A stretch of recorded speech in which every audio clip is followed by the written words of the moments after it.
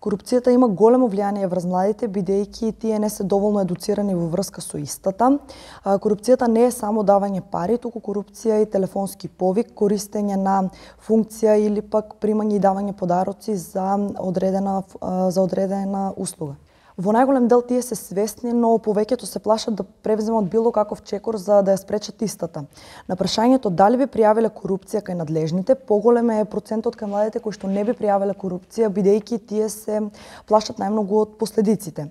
Најмногу корупцијата е забележана во образованието и тоа при пишување оценки или пак полагање испит на универзитетите.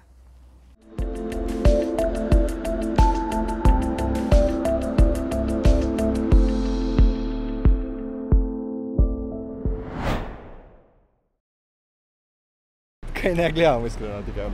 Дали сте од институција до не знам. Дали сте разочарани зашто доминира корупција? Како не сум? Таа е сегде присутна, али зависи кој како ќе ја изигра паметно владата, тоа се зависи од човек до човек, од држава. Сте биле некојаш сведок на корупција? Дали сте пријавили? Знаете како треба да постапите? Не, избегнувам такви работи, така да не.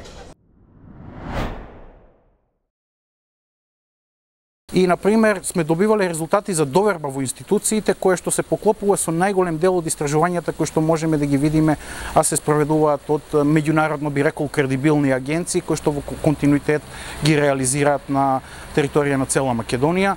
И ако ви споменам дека највисока доверба од институциите или од организациите во државата имаат црквата и армијата, тогаш тоа зборува сите останати сектори, вклучително, например, ми изненади и невладиниот сектор имаше пониска доверба, да не зборуваме за владините институции, судството и така натаму.